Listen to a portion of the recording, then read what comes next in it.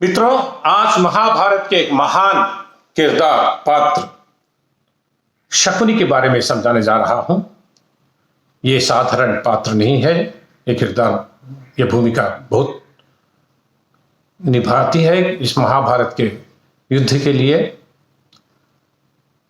Shakuni politics कहते हैं लोग, मतलब यह है कि जिस ओर शकुनी रहता है उस ओर एक योजना के अनुसार उनका सर्वनाश चाहते हैं, क्योंकि शकुनी के परिवार को जो नष्ट हुआ है धृतराष्ट्र ने किए हैं, इसलिए धृतराष्ट्र के कौरवों को सर्वनाश करने के लिए शकुनी ने उन्हीं के साथ रहकर आने वाले युद्ध में, महाभारत के युद्ध में कौरवों का सर्वनाश करने की एक योजना मन में बनाकर, लेकिन उनके साथ ही रहकर उनको प्रेरित करते हुए युद्ध के लिए तैयारी कराकर उनका सभी 100 भाइयों का नाश का वजह शकुनी बनते हैं।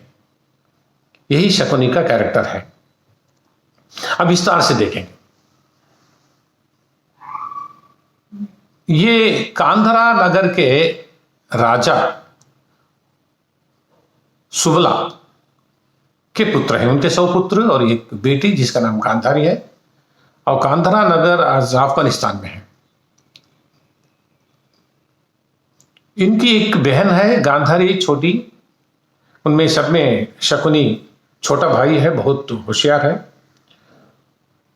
बात यह है, इनकी सिस्टर को ये एक कमी रहती है, एक दोष रहता है, उसको कुछ दोष कहते हैं।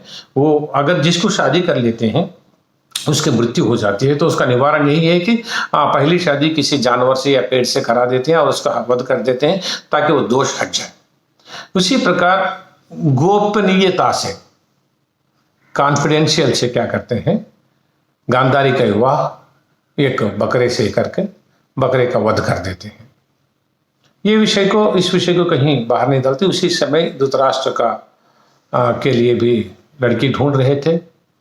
गांधारी बहुत सुंदर थी और धृतराष्ट्र के परिवार ने निर्णय लिया कि गांधारी का विवाह धृतराष्ट्र करेंगे, धृतराष्ट्र का विवाह गांधारी से करेंगे। लेकिन धृतराष्ट्र जन्मांध थे, लेकिन सुबला ने सोचा चलो कौरवों की बहू बनेगी, इतने बड़े वंश की, कोई बात नहीं कर। अंधे होने पर भी धृतराष्ट्र को अपनी बेटी को दिए।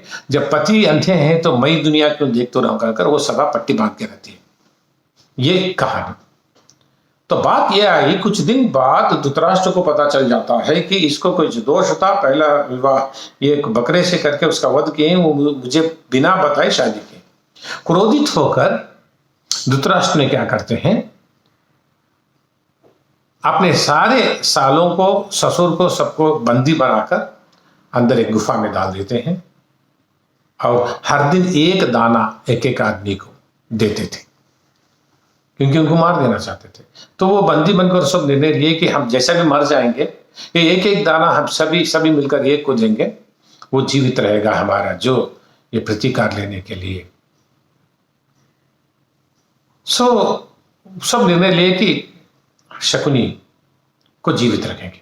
तो पूरे लोग उसको एक एक दाना देकर, वो बाकी सब मर जाते हैं। सुबला के मृत्यु के पहले वो बोलता है कि किसी भी हालत में कौरवों का सर्वनाश कर दो। अपनी बेटी के बच्चों के बारे में, संतानों के बारे में बोलता है कि सर्वनाश कर दो, उन सबकी मृत्यु होना चाहिए, इसलिए तुम भूलना नहीं है। इसलिए कहकर शकुनी का पैर पिता ही तोड़ देते हैं। कुछ लोग कहते हैं कि धृतराष्ट्र ने उनको रिहा करने के बाद उसके पैर तोड़ के रखे, ऐसा कंट्रोवर्सी है, यानी वो लंगड़ा था। तो गांधारी भी कहती है इतना तो हो गया, मेरे पिता मर गए, 99 भाई मर गए, इसको छोड़ दो ना।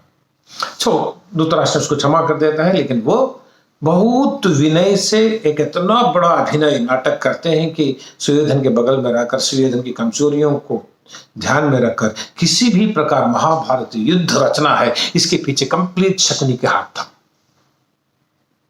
किस प्रकार उसको प्रेरित करते थे, मैं सभा में द्रौपदी ने तुम्हें देखकर हंसी है, इसलिए उनको पासा खेलने के लिए बुलाओ।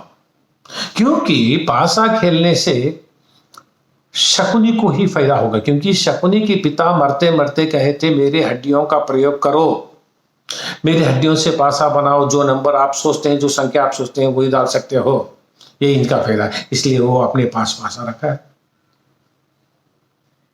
तो सुयोधन ने पांडवों को पासा खेलने के लिए बुलाते हैं, जुआ खेलने के लिए। क्योंकि उन दिनों में राजा महाराजा खेलते थे, इसलिए धृतराष्ट्र, भीष्म, कृपाचार्य करना कुछ नहीं कहते। चलो धृतराष्ट्र, भीष्म भी, द्रोणाचार्य, ओके, खेलते हैं तो शुरू शुरू में युधिष्ठिर ने जीतने लगता है, लेकिन धीरे धीरे धीरे हारने लगता है, खुद को भी हार जाता है। उसके बाद द्रौपदी को भी दांव पर लगाकर हार जाता है, और वो कहते हैं वो द्रौपदी हमारी दासी है, हमें देकर बरासी से खींच कर लाओ उसको। वो नहीं आते हैं, दूसरा आश्रम खींच कर लाता है, वहां उसका वस्त्रापहरण होता है। अब वो शाप देती है सर्वनाश हो जाओ। उसके बाद धृतराष्ट्र ने क्षमा मांगकर उनको वापस भेज देते हैं, लेकिन ये बहुत से लोगों को नहीं मालूम। वापस जाने के बाद बीच रास्ते से फिर उनको बुलाते हैं, आओ, कंडीशंस अलग, आप ह्यूमन बीइंग नहीं है, आओ कहकर जुआ खेलने, पासा खेलने।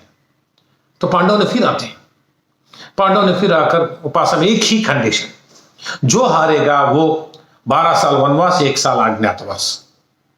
हम हारे तो हम जाएंगे, कहो आप हारे से आप जाओ। वो मान लेते हैं और खेलते हैं। आखिर पांडव हार जाते हैं तो मेरे निर्णय ले लेते हैं कि 5 साल के लिए, 12 साल के लिए वो वनवास जाएंगे और 1 साल अज्ञातवास। वो तो आपको मालूम है।